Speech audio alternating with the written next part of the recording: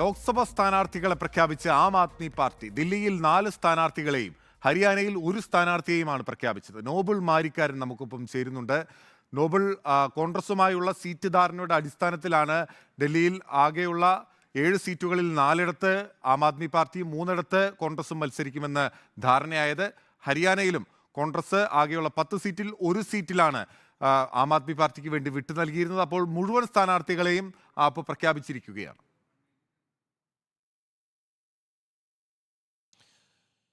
Binil, Aam Aadmi party Lok Sabha തെരഞ്ഞെടുപ്പിനുള്ള അവരുടെ മുഴുവൻ സ്ഥാനാർത്ഥികളെയും ഇന്നിപ്പോൾ പ്രഖ്യാപിച്ചിരിക്കുന്നു. നേരത്തെ 5 സ്ഥാനാർത്ഥികൾ, അതായത് 3 സ്ഥാനാർത്ഥികൾ അസാമിലും അതോടൊപ്പം 2 സ്ഥാനാർത്ഥികൾ ഗുജറാത്തിലും പ്രഖ്യാപിച്ചിരുന്നതാണ്. അതിനു പിന്നാലെയാണ് ഇന്നിപ്പോൾ ദില്ലിയിലെയും ഒപ്പം ഹരിയാനയിലെയും സ്ഥാനാർത്ഥികളെ ആം ആദ്മി പാർട്ടി പ്രഖ്യാപിച്ചത്. ദില്ലിയിൽ 7 സീറ്റുകളിൽ ബിനിൽ സൂചിപ്പിച്ചതുപോലെ തന്നെ 4ഇടത്താണ് ആം ആദ്മി പാർട്ടി മത്സരിക്കുന്നത്. ഈ 4 സീറ്റുകളിലേക്കുള്ള സ്ഥാനാർത്ഥികളുടെ പേരുകൾ നമ്മൾ നോക്കുകയാണെങ്കിൽ നൈദില്ലിയിൽ സോമനാഥ് ഭാരതി, അതോടൊപ്പം തന്നെ വെസ്റ്റ് ദില്ലിയിൽ മഹാബൽ മിശ്ര, ഒപ്പം സൗത്ത് ദില്ലിയിൽ സാഹിറാം പെഹൽവാൾ, ഒപ്പം ഈസ്റ്റ് ദില്ലിയിൽ കുൽദീപ് കുമാർ എന്നിവരാണ് ഇപ്പോൾ സ്ഥാനാർത്ഥികളായി തീരുമാനിച്ചിരിക്കുന്നത്. അതോടൊപ്പം തന്നെ 1 സീറ്റിലാണ് ഹരിയാനയിൽ ആം ആദ്മി പാർട്ടി മത്സരിക്കുന്നത്. ആ സീറ്റ് കുരുക്ഷേത്രയാണ്. ആ സീറ്റിലേക്ക് സുശീൽ കുമാറിനെ എന്താണെങ്കിലും പാർട്ടി ഇപ്പോൾ നിശ്ചയിച്ചിരിക്കുന്നു. ഇന്നിപ്പോൾ ആം ആദ്മി പാർട്ടിയുടെ രാഷ്ട്രീയകാര്യ സമിതി യോഗം ദില്ലിയിൽ അരവിന്ദ് കെജ്രിവാളിന്റെ വസതിയിൽ ചേർന്നിരുന്നു. ആ യോഗത്തിലാണ് ഇപ്പോൾ ഈ തീരുമാനം ഉണ്ടായിരിക്കുന്നത്. എന്താണെങ്കിലും ആം ആദ്മി പാർട്ടിയെ സംബന്ധിച്ചിടത്തോളം ദില്ലിയിൽ അവർക്ക് നിയമസഭയിൽ കൃത്യമായ ഭൂരിപക്ഷം ഉണ്ടെങ്കിലും ലോക്സഭാ തെരഞ്ഞെടുപ്പിൽ കഴിഞ്ഞ തവണയൊക്കെ വലിയ പരാജയമാണ് ഉണ്ടായത്. എല്ലാ സീറ്റുകളും BJP ഇവിടെ വിജയിക്കുന്ന സാഹചര്യമായിരുന്നു ഉണ്ടായിരുന്നത്. ഈ സാഹചര്യത്തിലാണ് ഇത്തവണ എന്താണെങ്കിലും കോൺഗ്രസുമായി കൂടി ഒരു സഖ്യത്തിലേക്ക് പോകാൻ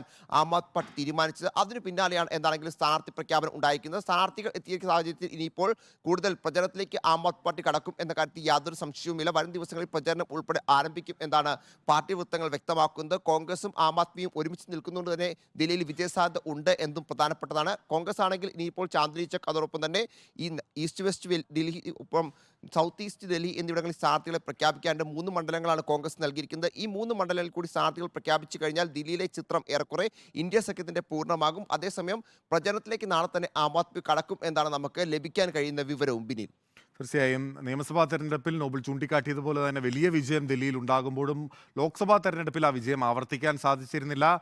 ആം ആദ്മി പാർട്ടിയുടെ ഈറ്റില്ലം എന്ന അറിയപ്പെട്ടിരുന്ന ഈസ്റ്റ് ഡൽഹിയിൽ പോലും കഴിഞ്ഞ തവണ വലിയ പരാജയമാണ് ആം ആദ്മി പാർട്ടിക്ക് നേരിടേണ്ടി വന്നത്. നിലവിലെ മന്ത്രിയായിട്ടുള്ള അതിഷി മർലേൻ അവിടെ മുൻ ക്രിക്കറ്റ് താരം കൂടിയായിട്ടുള്ള ഗൗതം ഗംഭീറിനോട് 1,00,000-ൽ പരം വോട്ടുകൾക്കാണ് പരാജയപ്പെട്ടത്. എന്നതുകൊണ്ട് തന്നെ കോൺഗ്രസുമായി ചേർന്ന് മത്സരിക്കുമ്പോൾ അവിടെ വലിയ വിജയപ്രതീക്ഷയാണ് ആം ആദ്മി പാർട്ടി, ഇന്ത്യ മുന്നണി വെച്ചു പുലർത്തുന്നത്.